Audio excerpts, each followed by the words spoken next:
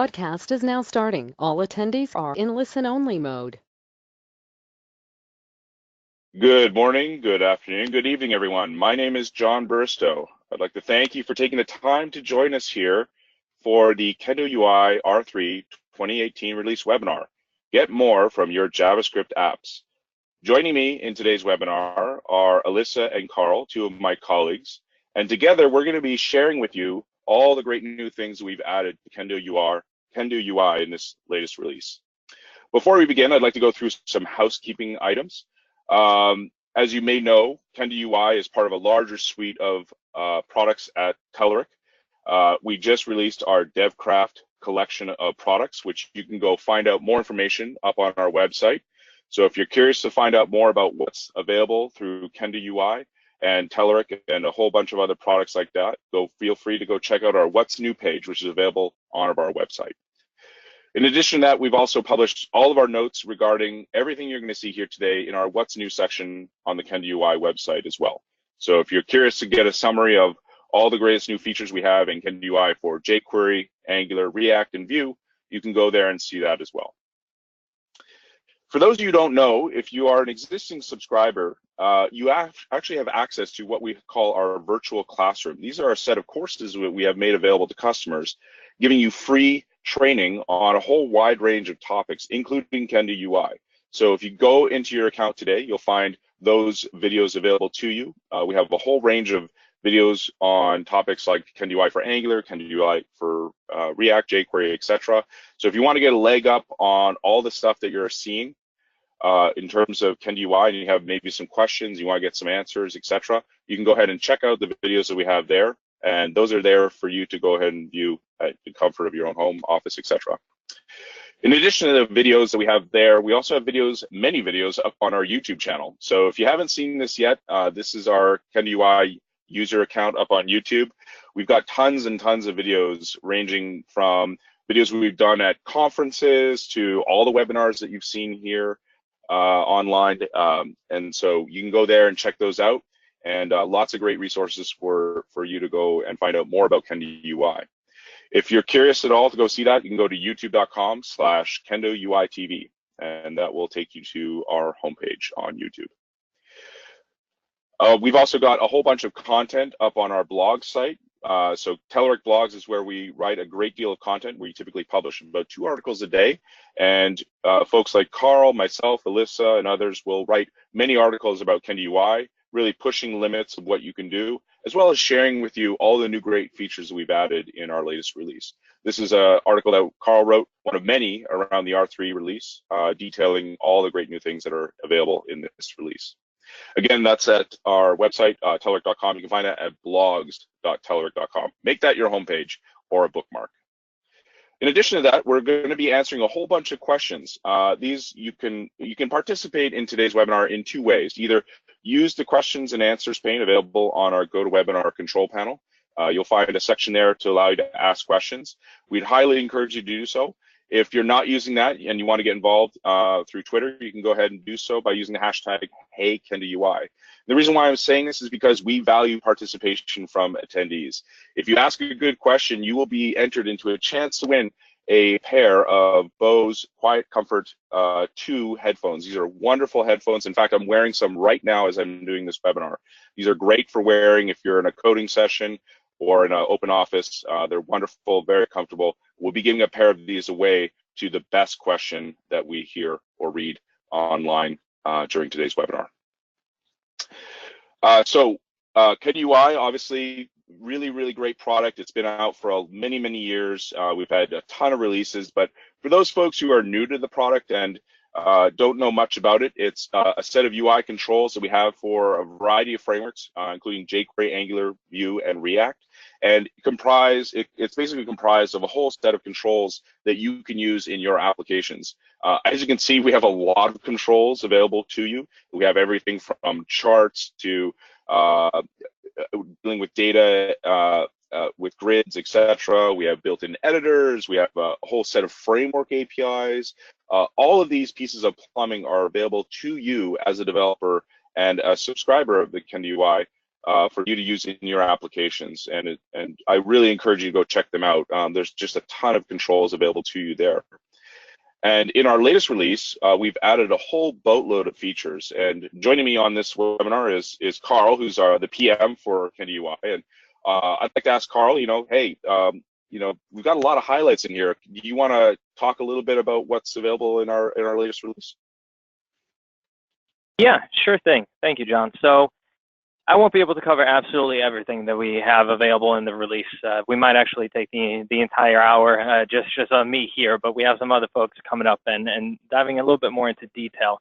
But I wanted to take some time and just jump into some of the top highlights that we have across all the various Kendo UI products. So I'm going to start left to right here, start within the jQuery suite. One of the most exciting components that we introduced with this release is the MultiColumnComboBox.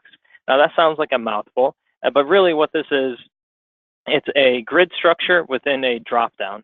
So for those of you that have been looking for a way to have a dropdown that you can search through, filter through, pick out and select a couple different items from it, but you need more than just a single value to be able to be displayed. This is the perfect solution, and it saves you a lot of that real estate by hiding everything within a dropdown.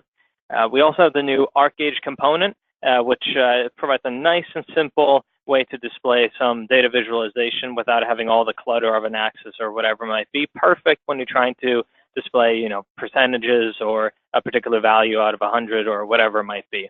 It's great for that. We also took some time to jump into the TreeList component, which is one of our most popular components. It's similar to the grid, but specifically designed for homogeneous data in a hierarchy. And we added some of the top most voted for features in there, including batch editing and multi-column headers, so headers that can span across multiple columns, paging for high performance scenarios, and keyboard navigation. We've also done various improvements to our grid and the conversational UI components, including actually GraphQL support as a data store for the grid, which is pretty exciting. Another big point with the jQuery release is that we also finally added the material design theme. I know this was something that we wanted to bring in last release. We needed a little bit of extra time just to get it perfectly right, and I can finally say that we have it here readily available. And for those of you that look to take advantage of it, you can just simply swap out the CSS you're already using today to be able to take advantage of this. For folks already on AngularJS, still on AngularJS, I should say 1.7, we added support for that as well for the kind of last stable release on the AngularJS side. And a big item that I'm really proud of is that we added official compliance with WCAG 2.1. So those of you that aren't familiar with what this is, it's a set of standards specifically around accessibility on the web. And for a while, it's been in 2.0 as a standard. But at the end of June of this year, they actually moved to 2.1 as a recommended standard. And Kendo UI is the first commercial library that offers support for WCAG 2.1. So for those of you that are looking to ensure that your applications are as compliant as possible, you're in a good spot with the latest release. Now on the Angular side, we introduced a brand new component, the notification component, kind of self-explanatory what that is. And there are a couple of things that I would love to say that we have available today, but they're not quite there yet. I know the scheduler, which you see here, is a big item around that. And that's a component that we just needed a little bit of extra time to get right. But that's something that, luckily, with the continuous delivery methodology that we're using around Angular, as soon as it's ready, we'll be able to release it, and you'll be able to see that over the next couple of weeks. We have a couple of chart enhancements that we've done as well to ensure that all charts can take advantage of the new axis label positioning. And then also something that's almost out is the automatic trendline display. We've added a couple of different features to the grid, and we'll dive more into detail around what that is, around a couple of different menus that we added in, the context menu, etc. Now, on the React side, this is very exciting because this is one of the younger libraries that we have because we're building this from the ground up. So we have a whole slew of new components, and that includes the menu component, the multi-view calendar, having two calendars side-by-side component, the date range picker, which takes that view, drops it into a drop-down, so you can very quickly select a start and end date, I should say, which gives you a great way to be able to have users interact with dates. We have the MultiSelect component, the Tooltip, and the Dialog component. So a whole new set of components, and again, all native for React, 100% built from the ground up. We've added a lot of features into the grid, including the multi-column headers, frozen columns, and the loading indicator. We've also added additional chart types, so the stock chart and the sparkline chart, and then the dialog component as well has been added in there. So there's really a ton going on in the React space. So that's why, and it's, as I mentioned, the younger library, which is why you see a lot of components being released there. Finally, on the View side of things, because this is based on the jQuery components, you see a lot of the same new components. So the multi-column combo box is there, the ArcGauge is there, the tree list improvements are there, the material design theme is added in there as well. But one thing that I wanted to note here is that we have added over 200 documentation and demo articles into our documentation for this release on the View side specifically. So we really want to make sure that folks that are utilizing our components in View are successful, and this was a part of a whole effort, still ongoing, but we're trying to improve the documentation resources there. So big shout out to the team that went through and created all of those articles. And that's it from this quick highlight. I know we have more to dive into, John, so I'll hand it over to you. Thanks. Yeah, great stuff. Just so folks are aware, I'm seeing your questions come in. A lot of questions around, will this video be available afterwards? The answer is yes. We're going to post it on our YouTube channel. If you guys don't remember, I'll just go back. It's youtube.com/Kendo UI TV. So that's the URL to bookmark or make your homepage if you want to see some more exciting videos from us. So thanks a lot, Carl. Really appreciate the update there. Lots of great highlights. You guys have been busy. It's been good to see.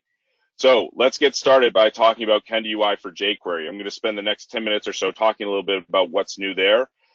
As Carl mentioned, we've got a lot of great stuff to highlight here. A lot of features that people wanted, and for those of you who don't know, we take the feedback we get from customers very seriously. It drives a lot of the innovation that we put into our product, and what you're seeing in this release, particularly around Kendo UI for jQuery, is indicative of that feedback. So thanks for sending that through.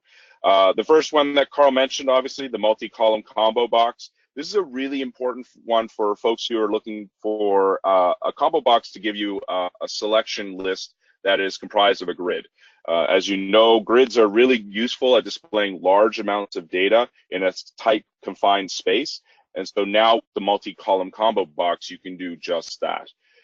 The way in which you can instantiate this is pretty self-explanatory. You simply instantiate a new Kendo multi-column combo box via the element that you're targeting, which in this case is an input element, and then you set the appropriate parameters for the columns and the data source, which are really the two main important ones. For those of you who have used the grid, this is gonna look somewhat familiar. The way you instantiate and configure a grid is very similar to the way you instantiate and configure the multi-column combo box. And that's because it's obviously using the grid underneath the covers.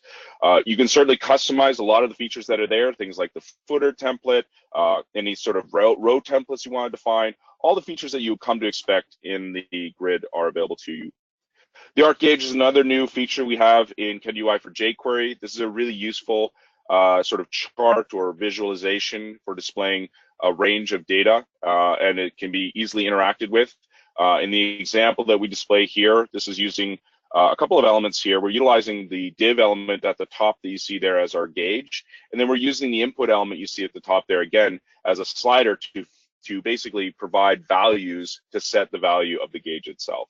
So initializing the gauge is pretty simple. Simply instantiate a new Kendo ArcGauge, and then from there set the value of that ArcGauge using the value denoted by the input element. So let's take a look at some other demos, including the components that I just highlighted here. So for those of you who don't know, you can go see all of our demos. They're available up on demos.telerik.com. That, again, should be another bookmark. And we take great pride in making sure that the demos that we publish are very approachable, very easy to understand. And so one of the things we do is we obviously highlight what's been added, what's new, etc. Just to give you a sort of a real world example of what the multi-column combo box looks like, you can see here as I use the drop-down list, you can see a range of values being displayed here. Turns out to be really, really nice. And you can see there's a variety of features that we obviously support. We have a rich API. We have a full event system that you can subscribe to. All the features that you expect in the grid, like virtualization, grouping, sorting, filtering, etc., are all available there for you to use as well. Jumping back to the page that we were just showing, here's the ArcGauge. You can see we're utilizing the rich animation library that we have built into the visualization support for charts and graphs in Kendo UI. We can customize all sorts of aspects of the grid, or sorry, of the arc chart itself, like the colors. We can, of course, using our export library that we've introduced in previous versions, export this to PDF as an image or SVG value as well. Some other features we've added to components, the grid, which is a very popular control. We now have support for binding to a GraphQL service. GraphQL is a very popular sort of taxonomy used for endpoints that allows you to define, they're sort of like JSON, like SQL queries. So the ability to basically tell an endpoint, here's the way and the structure in which I want data to come back to me, and then I can use that to populate my grid. So we now have the ability to bind to a GraphQL service endpoint and utilize those values directly within the grid.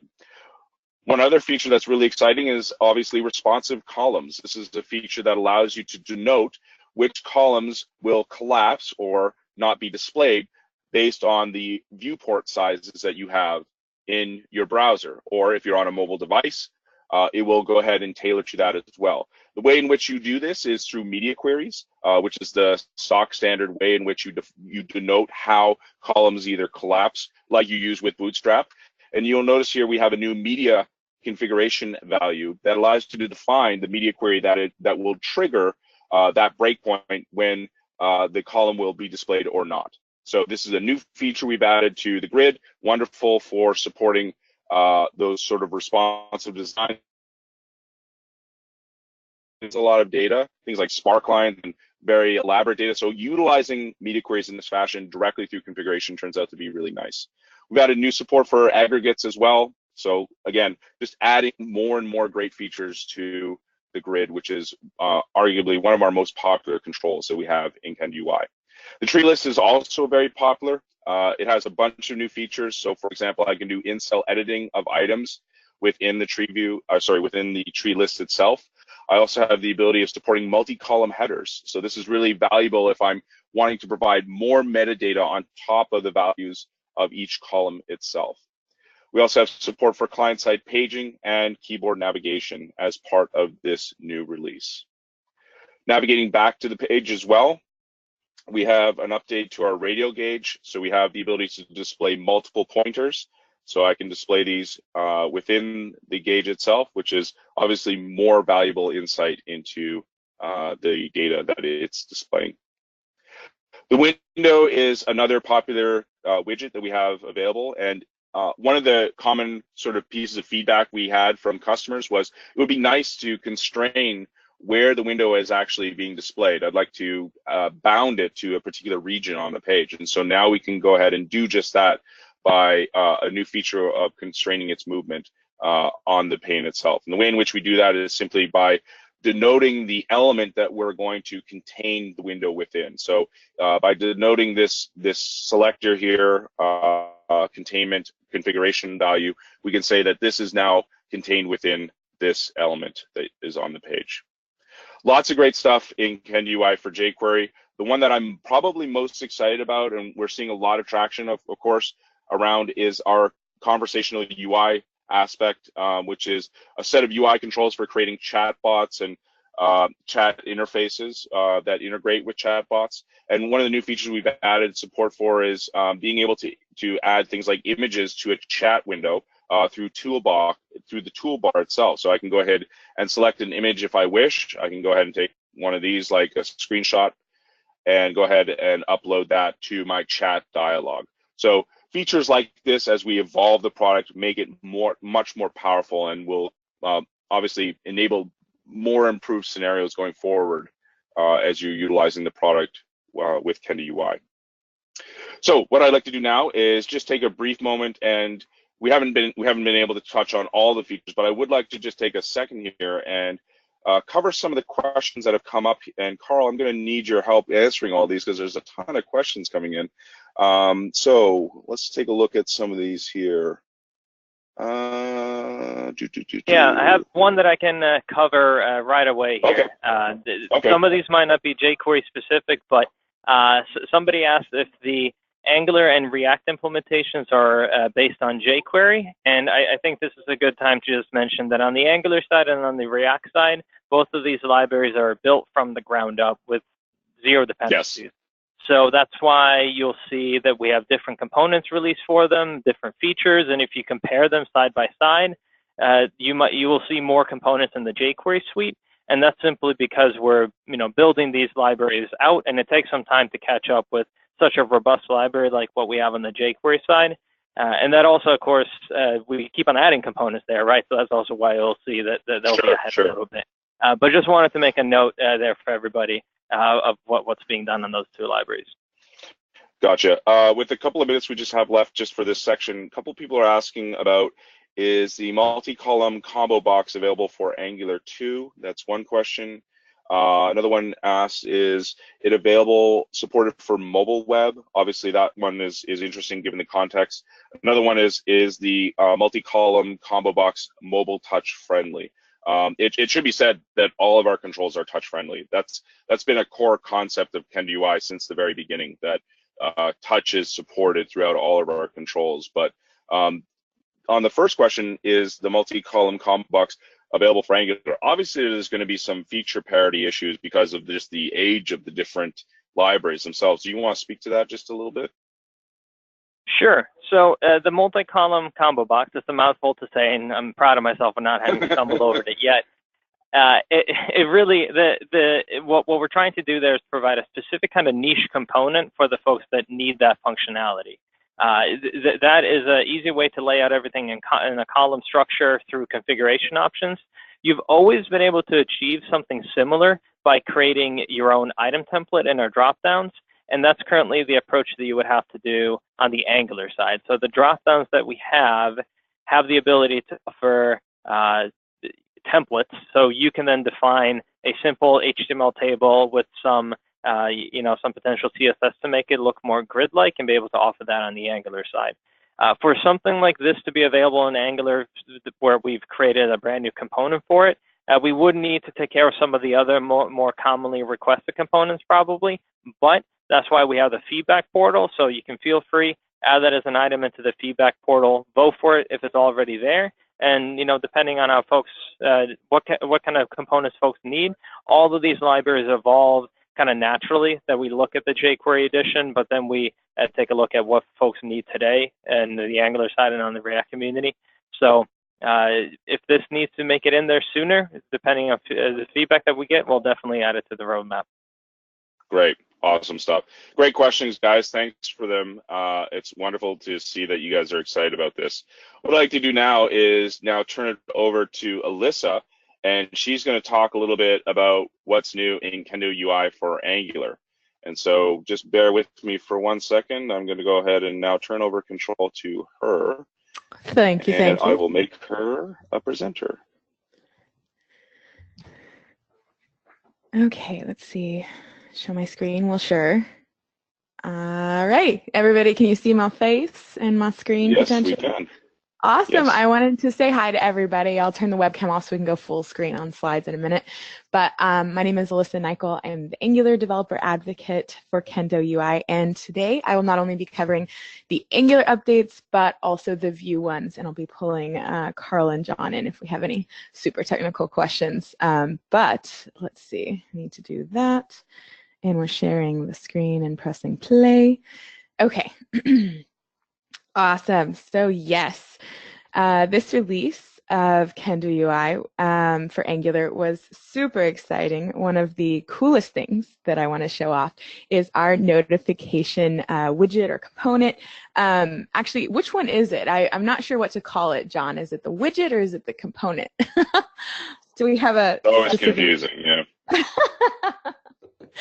Anyway, so yes, this release of Kendo UI for Angular introduces this new notification widget, which provides a flexible way to display notifications anywhere within your app. And not only can you put these notifications anywhere, but as you see in the little GIF I made, it allows for stacking, progress bars, and templates for these notifications. So yes, I want to jump into, this is of course, the ng add command to go ahead and add the notifications to your Angular app as of Angular 6 or the CLI 6.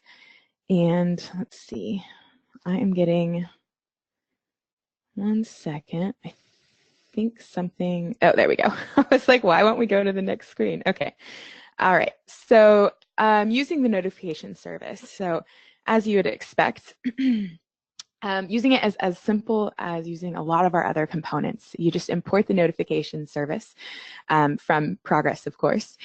And then lower down, you're going to actually call the notification service and pass it things like the contents and the type of animation that you want it to have, the positioning, of course, so where you want it to be in the app. And I want to show the, yes, this is the zoomed in. And then you also have type and closable to pass it as well. So there's so many different ways to customize this cool little notification guy. And I want to jump next to, so that was the brand new component that we had for this release, but we also have some updates to existing Angular components in this release. So there was a big chart update that was asked for and voted for time and time again that made it in this release, and it is access positioning. So this is literally access positioning for your labels that you can control now. And support for access positioning lets you choose exactly where that label is shown, like which axis it's shown on. And this is similar to how like labels can be positioned in Excel charts, especially in scenarios with like a negative y-axis. So I think on this one, this is the one that I wanted to jump to a demo. So make sure, holler at me if my Chrome window is not as optimal as it could be. Okay, so we are loading in. Give it a moment. Awesome. Okay, so first of all, let's check out the code. I'm going to go to editor mode just so we can see that, and then I might zoom up a bit to have some chubby font for us. Okay, so these are just the inputs to control the access, so I'll show those in a second, but this is where the main meat is, and so you're actually down here with the Kendo chart category access item label. You're setting the position, and then we have a variable here, but you can actually simply set that position to either start, end, or on access. That's lower camel case. And you can control where the access label is. So let's go ahead and check out the preview, full screen it. Okay, so these, of course, were the inputs at the very top, and they are moving or just changing that variable that we saw. So if we go ahead, and I would love it to be larger. Hang on, let me zoom out a little bit. Okay, so if we check and say on axis, you'll see that these labels here jumped up from the bottom and they're now on this axis. But you not only have that for one, but for both labels. So you can say end, and of course these went over there. So lots more control and access positioning for our grid or our chart labels. I'm trying to plop back over to me screen note. There we go. Or keynote. Screen note. Okay, so I had someone, and Carl, I might have you jump in after I talk through this list, but someone was asking in the chat about grid updates for Angular, and specifically what did we update and if there was any performance issues that were also fixed. And so I know that for this release, we did have updates with the context menu, the date range picker as a method of filtering, performance updates with 60 FPS while scrolling, and also state persistence. But I didn't know, Carl, do you have anything to add to these or to answer his question a little bit more? So these are definitely some of the bigger highlights that we have. We've done some under the hood and work as well, but I think in terms of performance, the biggest thing that we did is really the smooth 60 FPS scrolling with high data load. So you'll be able to get even more performance out of the grid component. If you're shoving all your data into it, you should still be able to scroll through it smoothly. I know that's a big request that we see coming through in all of our grids. So very good to see, of course, that it's something that we're able to pay attention to for this release. I love it. Thank you, Carl. You can literally put all the data now in your grid. That's true. And listen, just one thing I wanted to add is that if anyone's at all interested as to how that was implemented, we actually wrote a blog post, which you can find on our blogs at telerik.com/blogs, and it goes into deep detail and of what we did to actually make that a possibility. Very cool, very cool. Okay, so the next part I wanted to talk about was some upcoming features to be released soon. So we have two very cool, very hot features coming in the next few weeks, and I'd like you all to keep your eyes peeled for them because we're very excited. They weren't quite ready for prime time on release day, as Carl mentioned, so the devs are spending a few more days on them to get them ready to go. But I just wanted to show them off a little bit because they are marvelous. So the first one, which I believe was asked for, is a trend line for our charts.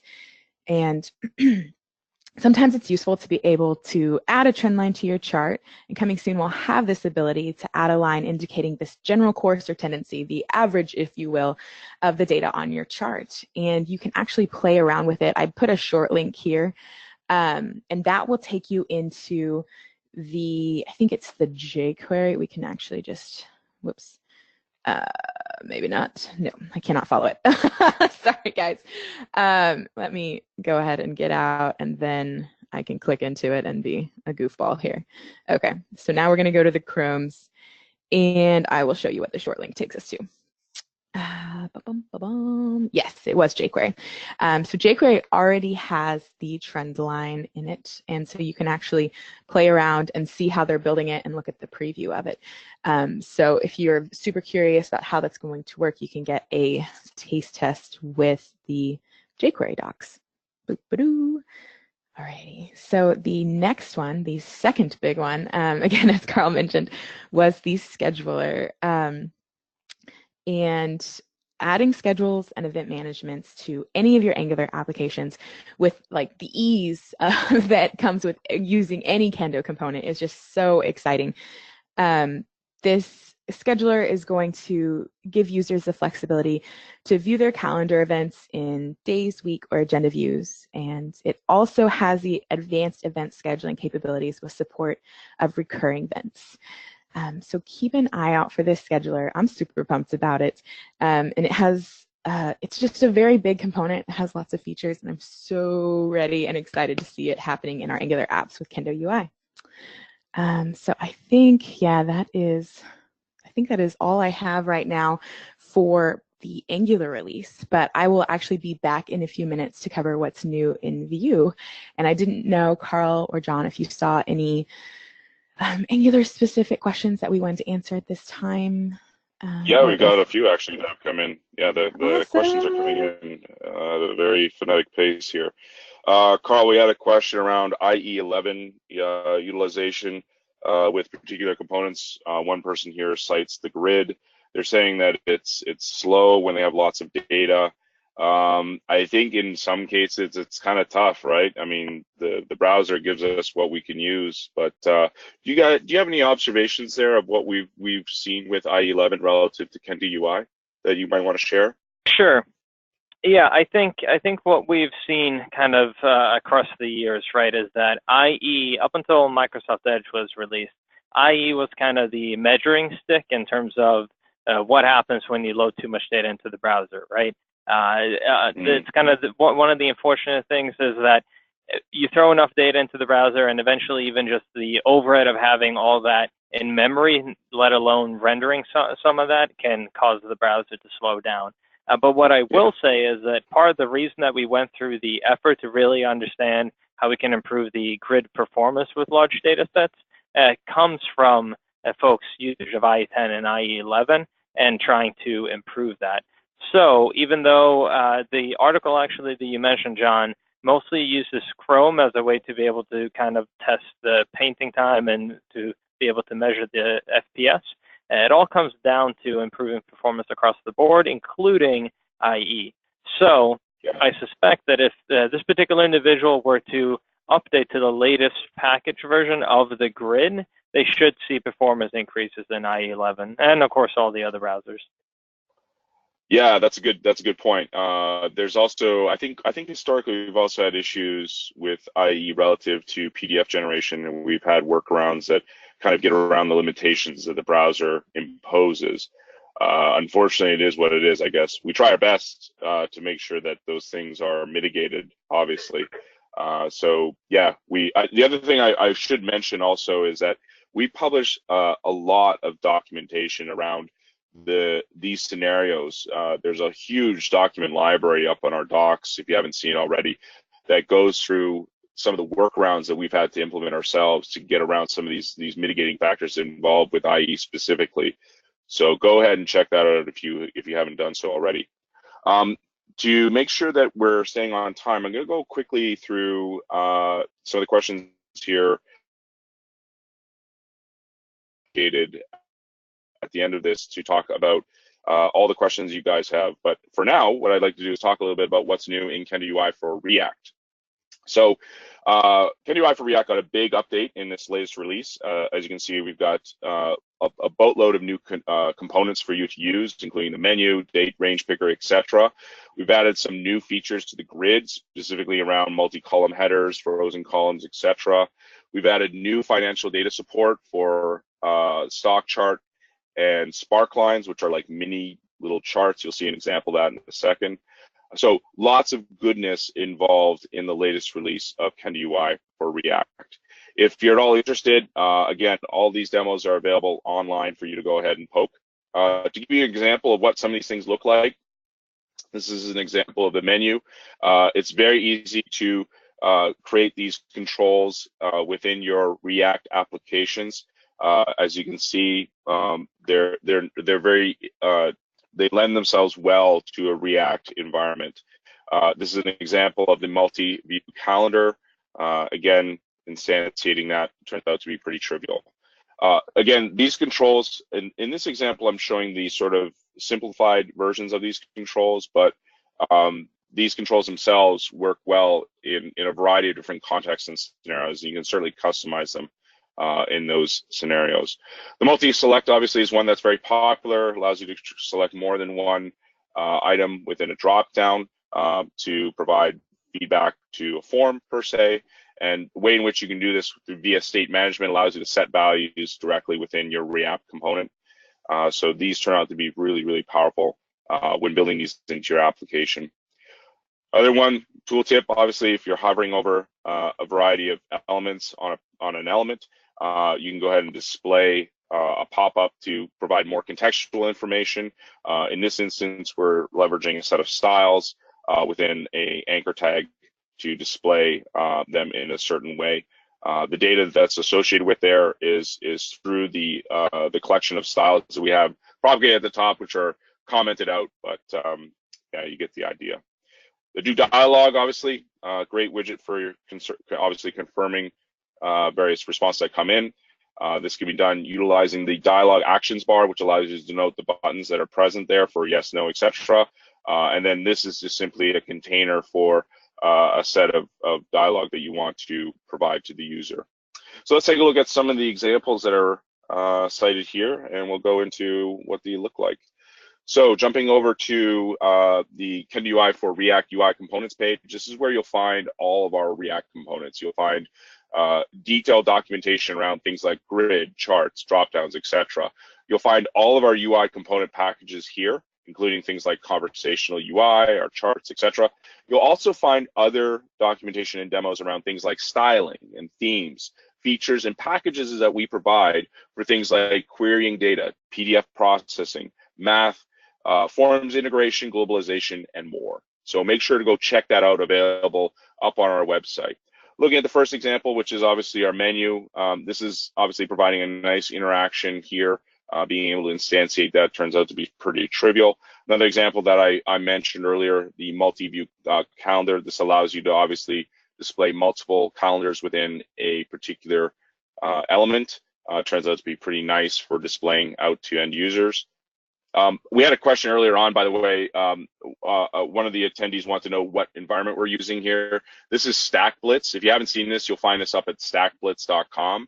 There you can go ahead and quickly create applications in a variety of different environments and frameworks. And we've partnered with StackBlitz to make sure that we support them, but also to host a lot of our demos through them as well.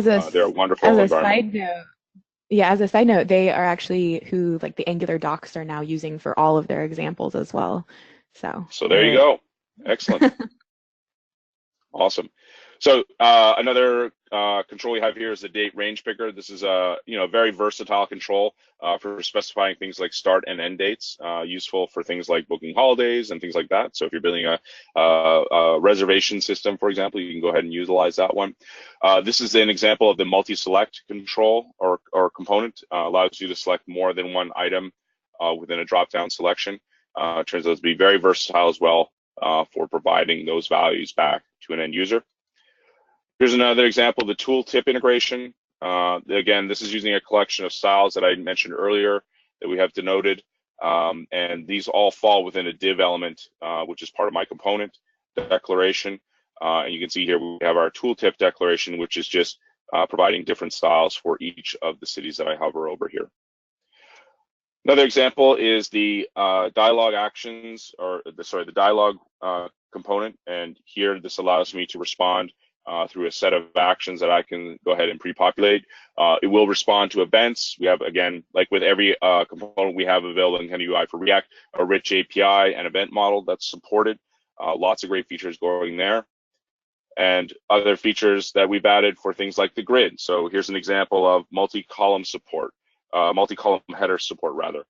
So this is providing sort of an overarching description of columns that are related. And this turns out to be pretty nice because it allows you to get more information about things like, okay, the name, price, and in-stock values here for these columns relate to the product information itself, whereas the name and description, even though they match the name of the same column, is under a category description. So I can go ahead and differentiate those columns by utilizing that feature. We have other features as well, like frozen columns. We have the ability to specify loading indicators as well. This is a very popular feature if you're loading up a site where you're loading lots of data, elements around the grid itself. You can specify a loading indicator as well if you wish for the grid itself. The grid has got a ton of updates. Here's an example of the new financial data support we've added to both the stock chart itself. This is a pretty powerful control that allows you to view stock data within this control, and you can see its declaration here on the left-hand side. These and other controls turn out to be immensely powerful, especially when building out applications that involve a high degree of financial data. These are highly responsive, highly performant charts, and allows you to render a great deal of content and data within a very confined space. Sparklines are sort of a favorite of mine. They're like little miniature graphs. They're so cute, but they're really great for annotating existing controls like grids with additional data. So for example, I can add a variety of charts here inline against text, or I can use these within a column if I wanted to denote more information about something. So they are very versatile and useful in a variety of different ways. And as Carl indicated earlier, we've added a whole bunch of content updates as well to our documentation. So everything that I've shown you here has been improved and updated dramatically. And as you go through these examples, you'll see we're really putting a lot of polish on the documentation itself. We're trying to provide you good examples of how to download packages, how to utilize them, how to incorporate them, what you can do with them. And we're also starting to expand upon things like some advanced features or scenarios that you may wish to support. So as we're going through these, we're adding more and more documentation to the controls themselves, and we're showing more examples of how you can utilize these effectively. So going forward, we're just going to add more and more goodness to these controls as well as the documentation going forward. Great. So that is a very high-level overview of what's new in Kendo UI for React. I'll just go ahead and bring up the questions and answers pane briefly. Carl, did Oh, go Somebody ahead. asked about they weren't seeing the latest and they were wondering what was going on. I don't know if they're talking about on their personal site on our docs, but I thought now might be a good time, especially since you have the docs up, to mention the develop branch, which always has the latest of our documentation. And I think you just add like dash develop after like Kendo React UI or after like Kendo Angular, like you just add dash develop and then you're on our develop branch. And so I wanted to mention that for getting like the latest, although everything that we're talking about right now should be up on Develop A. We're being fancy. Sorry. No, I love it. I love it. We're being fancy. There you go. Sorry about that. So yeah, you can see in the lower right hand, there's a little banner that's an orange banner that says develop, and that lets you know that you are on the latest of our docs. So I don't know if that answers your question. Reply again if not. But yeah, are there other questions we saw about React? Carl, did any capture your attention there? I know we're getting questions in here about things like React 16. I'm seeing questions about What's the bundle size for React? Does it support tree shaking? Does React support tree shaking? I would love to know this as an Angular fan myself.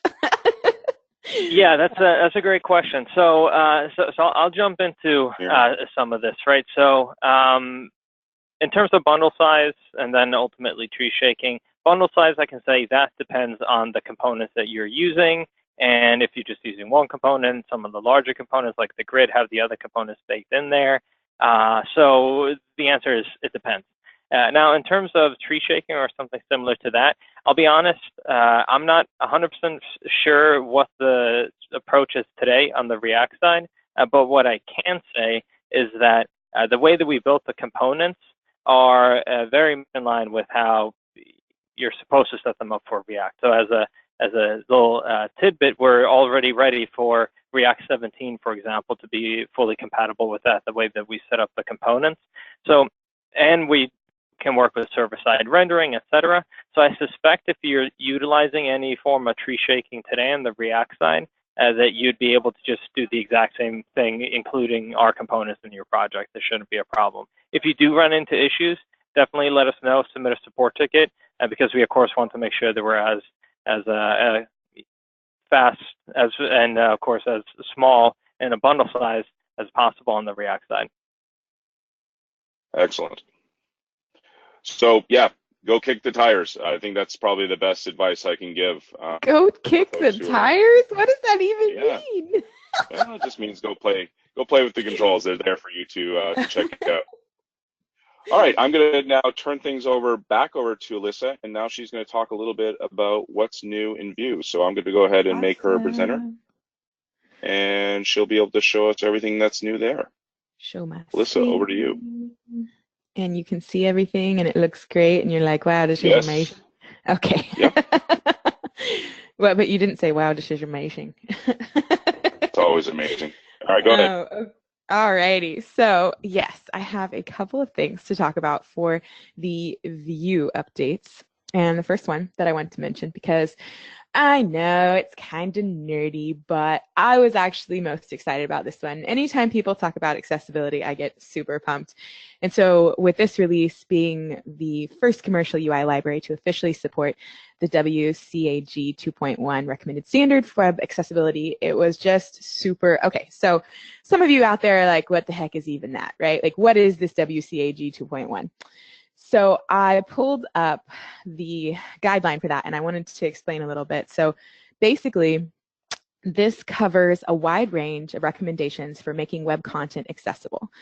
Following these guidelines makes content more accessible to people with disabilities, and they address accessibility for things on desktop, laptops, tablets, mobile. Following these guidelines also often makes the web content more usable just for users in general. So it was super exciting to see that. I think that's with our jQuery library as well as our Vue, because Vue, of course, is our wrapped components. Moving swiftly on to the new components, we have two of them to talk about in Vue. And the first one, of course, is this MultiColumnComboBox. And I know John already mentioned it, but I want to go over it a little bit. It's an exciting new component. And this contains a grid or table structure inside of it. It gives developers an intuitive way to bind this list of data and have each data item represented across like as many columns as needed, right? So the one that John had a bajillion columns. This one only has 2, but it's all hidden and tucked away inside of this combo box. And I actually think, yes, we have some codes here, but I wanted to go to my demo. Bum, bum, bum. Okay, so we're going to go to first the editor, like we did before. Pull it up nice and large.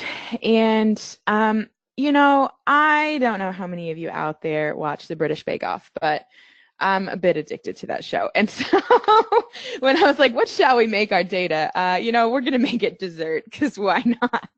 So in this combo box, you're actually selecting a dessert to log out. So here we have our Kendo MultiColumnComboBox. Thank you for that name, Carl. And here we're passing it this data source array for our data source. And I wanted to pull up our index.js and show you what exactly that is. So legitimately, as you'd probably expect, it's an array of objects. Here we have our desserts and our calories, but of course these could be named whatever. I think in our other example it's called text and values. As long as those are matching up, let's go down back to this guy. So as long as those are matching up to what you're saying, here's my text field, here's my value field, everything's going to be squared away nice and lovely. So let's go ahead and check it out actually. Enough chatting about it. Let's see this thing in action. So yes, we've got our coconut, mango sponge, citrus layer. Yes. And of course, we're pulling out the calorie value to display somewhere else while the dropdown is just selecting that. And you can, of course, exit out of it there. Or I thought it was really cool when you hover back over it, you can unselect it. Sorry. I'm doing a very poor job. Anyways, so you can exit out of it there or reselect a new one to exit out. But yes, that is the multi-column combo box. It is a mouthful. I will have it down one day. All right, let's see if we got, yes. Okay, so our second new one in View is the ArcGauge component, which I know John went into, so I'm not going to go way deep into it, but it's just a quick and elegant way for any of your data visualization needs you might have. And you add it in, so these 2 chunks of code. The larger one, of course, in your markup, you go ahead and say Kendo-ArcGauge. I think I can point with my mouse a bit here. And pass it things like, you know, the minimum scale, the value, the max scale. And then your colors here, so Kendo ArcGauge color. It's pretty standard, especially compared to a lot of our other chart buddies. In our component over here, you can see that this is where we're actually passing like the value, for instance, and that it's pulling out. Pretty exciting. Not only do we have those 2 new components, we also have some updates to existing View components. So the first one is the TreeList View. So we've got multi-column headers now. We have client-side paging, batch or in-cell editing, and keyboard navigation. Yay, accessibility. Another update we did was the grid component. It looks like our grid component across the board is getting shined up and fancy. So the grid component in View, it now has group summaries available in the group header. It also has support for the media property in columns for responsive web apps. And there was also an API added to update column width programmatically. So yes for the grid getting updates. I'm going to go to our final slide where we cover 3 cool things. The first one was Conversational UI. It received a popular feature as well, namely the toolbar feature. And this lets developers add in more ways to interact with the chat interface. Something else that always touches my heart. I love when when docs are shined up and fancy. Between Nave 2018 and this release, we added over 200 new demos to our View documentation, all in an effort to make getting started with our View UI components as seamless as possible, and providing, of course, advanced users with more in-depth articles. So that was something really exciting that happened in a very short amount of time, so way to go. And then, of course, the last one, material all the things. View components are now fully compatible with material design and with the new material theme. So we are rapidly running out of time, but please check out our docs for more details. And John or Carl, did you see any important questions that needed answering? I think we'll save those for the Q&A section. I think we got to get through this. So what I'm going to go ahead and do is just ask you to give me presenter rights again, and we'll get through the last remaining slides here, and then we'll answer some more questions. All righty, passing over to you. Thank you. All right, Carl, I think this is probably the part of the show that a lot of people are interested in, which is the roadmap. Now, obviously, I'm not going to hold you to this. Some people might, but I won't. But I would like to get a sense from you, kind of where you guys are thinking of where you might be going. I know we've published some data, some docs around what our long-term vision is relative to React, to Angular, etc. Can you give us a sense of where you think Kendo UI might be going in the future? Sure. So just as a heads up for everybody, each of these products does have its own roadmap page that you could jump on and see what we're kind of planning. So if I miss anything during this recording, you can feel free to jump over there to see more details. And that's also, if anything changes, which, asterisks, we do work in a dynamic environment, so things might change. That's also where you'll be able to see that. I'll update everybody as soon as I can. But of course, as an overall whole bundle of products, we can say, right, for Kendo UI, on the Angular side of things, really the most important component right now is the scheduler, not just, of course, getting it out, but also ensuring that we add common features and functionality in there. So that's going to be kind of driving a lot of what we're doing and going forward the next couple of releases, alongside with, just like we did with the grid, right, for what we've done so far. And we'll keep on adding a couple components here and there, of course, alongside with that, to make sure that we cover more and more of the jQuery suite. Ultimately, I'd want to be in a space where the Angular components have the similar feature sets to what we see in jQuery, with, of course, any custom components that the Angular community might want to enjoy. It's really the same thing for React. So it's a younger library, but we're building that up. And as you can see, we're adding a ton of different components in there. And it has the same goal in mind: native components, same component offering and breadth, hopefully. And that will allow you to really, truly just make a choice on framework, as opposed to just purely feature sets. On the jQuery side, of course, I don't want to leave that out. We currently don't have the multi-view calendar or the date range picker, so you'll be able to see those components get released alongside with taking care of some of the most highly voted features in the feedback portal that we have.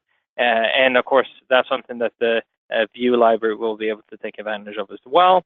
And really, what I want to kind of mention here is, if there is something that you don't see on the roadmap, definitely use our feedback portal. I rely on that quite a bit to ensure that we're adding in the features and the components that folks need. So anytime I get to talk about the roadmap, I definitely like to say, hey, add it into the feedback portal. Yeah, lots of great stuff going on there, Carl. That's great. Yeah, this is the feedback portal I'm showing you here. You can just Google for Kendo UI feedback, and you'll find it there. We take your feedback very seriously. You'll get a chance to vote items up and down, etc. And that drives, obviously, the roadmap as we go forward. All right. Thanks, Carl. Really appreciate it. I did want to take just a brief moment to mention something that Alyssa has been doing a lot of work on. This is her Getting Started with Kendo UI and Angular video series. You'll find this online. We're going to be talking a lot more about this, but this is a range of videos that Alyssa has gone ahead and published. In fact, she's got a total of 8 videos, ranging from Grid everything. Grid says soon, but it should be out as well. Oh, maybe? sorry. Okay. Sorry. No worries. So yeah, they should all be out for your viewing pleasure. All right, cool. So keep an eye on the Telerik blogs for more information about this. We'll be talking about this in a big way. And if you want to find out, again, any more information about anything we've covered here, go check out our new website, which is at telerik.com/KendoUI. We just recently did a huge revamp of the site. I hope you guys like it. Our blogs, just to remind you, is available at blogs.telerik.com. And finally, for those of you who want to watch either a recording of this webinar or any other webinar that we've done historically, you can find that up on our YouTube channel, which is at youtube.com/Kendo UI TV. So we are out of time. However, we are happy to spend a little few minutes over budget to talk a little bit about some of the questions that have come in the Q&A pane. We've had lots of great questions. Carl, I did see one question that I wanted to ask you, which I thought was interesting. This one I thought was particularly interesting, which was there was a person who asked, you know, because of the fact that we support React, Angular, Vue, and jQuery, we are in a unique position to possibly provide a comparison of the pros and cons of these 4 frameworks. And this person here said, is this something that we'd be willing to tackle? And I think it's a really good question. I think it's a really hard question because obviously it's a huge question. But I think that it's probably fair to say that, you know, the requirements for each framework differ, obviously, because some frameworks have a lot of stuff that come along for the ride, and some other frameworks don't have as much stuff, or you have to kind of put it together as piecemeal. Like I'm thinking of Angular and React as a comparison, for example. Like Angular gives you everything and React gives you just a little bit, and then you got to bolt on stuff that you like after the fact. Do you have any high level sort of content you might want to provide there? Yeah, it's a good question. It's a loaded question, and I know that a lot of feelings and emotions can be tagged along with that. You know, I think from our perspective, we're not trying to play favorites, right? Internally, we're structured for teams for each one of these flavors, right, to ensure that it can grow and have the support that it needs.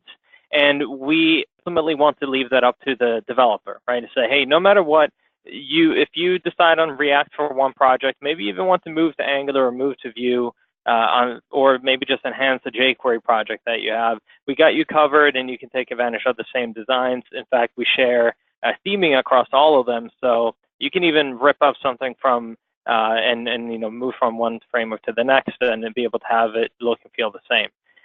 Now, in terms of actually answering the question, it definitely depends on a lot of different variables. You know, at a high level, like you mentioned, John, Angular kind of provides everything you need for it out of the box. Angular also, if you really like TypeScript, a lot of the resources around it, specifically geared towards TypeScript. You can use vanilla JavaScript if you want to. It just might be a little bit tougher actually to find those resources just because TypeScript is so embraced on the Angular side. It also sets up some guardrails for you, so that can be a good thing, it can be a bad thing, but Angular has some opinions on how you should develop in Angular. You know, I'm not saying they're good or bad, I'm just saying it has some opinions, and that's something that definitely we see a lot of folks liking. And then for the folks that don't like that, you have frameworks like React and Vue, both of them really, even on the Vue side, it's, you know, called a progressive framework, right? Because you start with a core, and then you can build on top of that with optional libraries as you go along, depending on your needs. And you see the same thing in React, right? So that, I would say, possibly comes with a little bit more freedom, but that freedom also, of course, potentially comes with a risk because there's so much you can do. The framework might not necessarily yell at you for doing something that might be suboptimal, and at that point, you kind of can, there's some weighing that needs to be done there. Ultimately, between the three, if you were to ask me, you can't really go wrong with any of them, especially because they all take advantage and all kind of have this idea of setting up your kind of application as components. So even if you decide on one today and then regret your decision in the future, you've learned the basic concept, and you can pretty easily, I say that, you know, in quotes, move between one framework and the next, just because your mindset now has pretty much changed. So I know that's a long non-answer, but you know, we see that question come through quite a bit, which is understandably so. People want some help with figuring out what framework to pick. So maybe it helps to know that if you pick one, it's not the right choice. It just depends on, I like to think of it as ice cream. It just depends on what flavor you like. And, you know, I happen to like vanilla, and the people, they'll tell me that I'm flat out wrong or evil for thinking that's the best ice cream flavor. So fair enough. Fair enough. There's another question that kind of dovetails to that, which I don't know if we can answer directly, but it says, which will be faster with Kendo, Angular or React or Vue? This person says, as an Angular fan, I will go with Angular. You know, I can understand the person, that person's question. You know, to the best of my knowledge, I mean, the reality is that, you know, our components are fast. They're really performant. We designed them to be that way. And so, you know, and I think in a it lot of also cases, depends on like how you're using each one, right? Like I think you could sure, abuse something to the point where it's not fast anymore. So I don't. But I don't know, Carl, is there like a framework that you're noticeably faster with, like when you're looking at our components? The nice thing about being built from the ground up for each one is that we can take advantage of the performance gains that each framework provides. So, you know, but especially when you look at Angular and React, I'll take that as an example, that they have a lot of commonality in terms of how we can handle render and how we, you know, can take advantage of partial updates, etc. So Alyssa's definitely onto something. It depends on what you're doing, first of all. But if you're creating the same grid across all these different flavors, you're running into more or less the same performance. So I wouldn't necessarily say that the React grid is faster or the Angular grid is faster or the Vue grid is faster, especially because if you start adding in, you know, depending on the features and requirements that you have, that could change things around too for the overall performance. Or you might even say, hey, the performance doesn't necessarily matter, quote unquote, because I only have 10 data items per page, and at that point, it doesn't really matter too much what's happening under the hood because you're only displaying 10 pieces of data, right? But in large data set scenarios, I think you'll find that they're all kind of equal, but I think it kind of comes more from the underlying framework more so than the components themselves at that point. Okay. We have time for one last question. I know. I wish we had more time. Maybe we should, you know, allocate hours. I don't know. Last question is, how can we get hold of the new Angular bits? Are they available on NPM yet? Oh yeah, so I totally yeah. just privately messaged him about that. For instance, I told him about the notification, how you can use ng add, or like on our docs page, you can get like the npm install commands. So the other ones, so like the scheduler or the Trendline, those obviously we said are coming very, very soon. So they're not quite ready. But Carl, I don't know if you have anything else to add to that.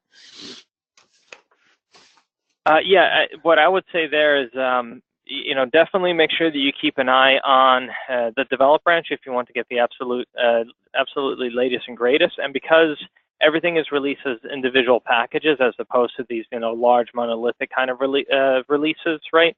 As soon as something's ready, as soon as the feature is out and we feel comfortable with getting in your hands, we'll release it first on develop, and then we'll get it into the official channel. So, you know, the developed ones have still been thoroughly tested. It just means that, you know, we're trying to get them out a little bit earlier. So, yeah, you can get a hold of the latest bits, and if you keep an eye out on the site, you'd also be able to get kind of an idea of immediately when something new is released.